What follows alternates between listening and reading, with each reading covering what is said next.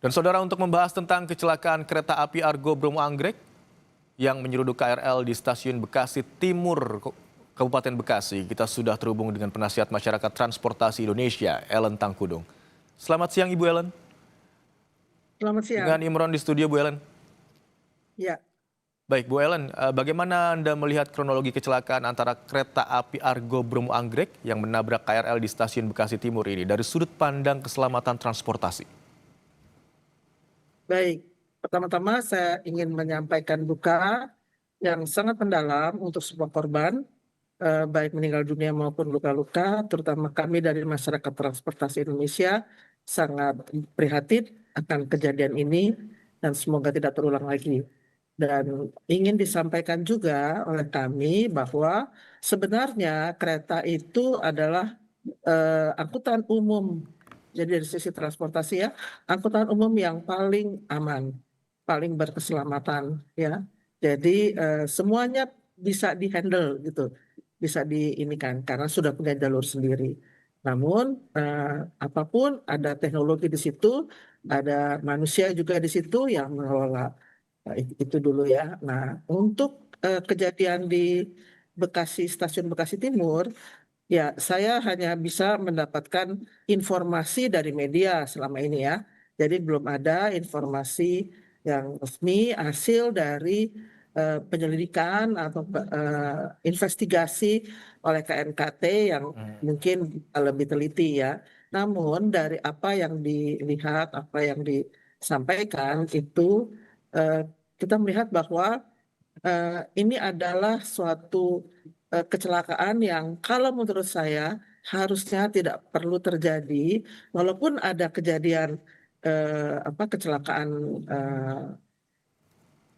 taksi ya di depannya, harusnya di belakangnya itu sudah ada peringatan-peringatan sebelumnya yang menurut saya kalau sekarang ini harusnya teknologi komunikasi itu sudah bisa melakukan peringatan itu gitu ya untuk kereta di belakangnya supaya tidak terjadi tabrakan atau paling tidak mengurangi kecepatan dari kereta antar kota yang akan lewat.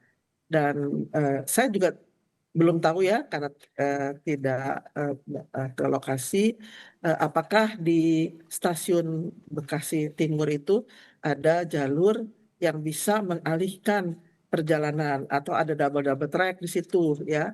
Karena sebenarnya sejak zaman Belanda itu stasiun-stasiun semua juga punya track yang bisa mengalihkan perjalanan khusus di stasiun ya karena ada kemungkinan kereta yang berhenti.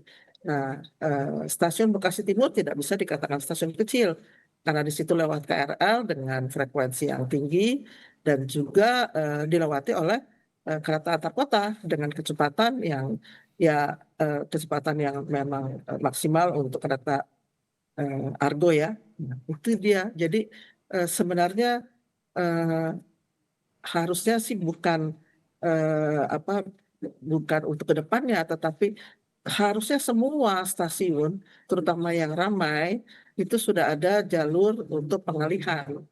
Ya, situ jadi bisa dengan manual maupun dengan teknologi itu sering disebut dengan wesel bisa memindahkan jalur yang sedang ada permasalahan khusus di stasiun. Oke, Bu Ellen, tadi Anda katakan bahwa kereta adalah sebenarnya transportasi umum yang paling aman begitu ya, dan harusnya tidak terjadi kecelakaan seperti ini. Tapi kalau kita bicara soal kecelakaan ini, ada dua kemungkinan antara human error atau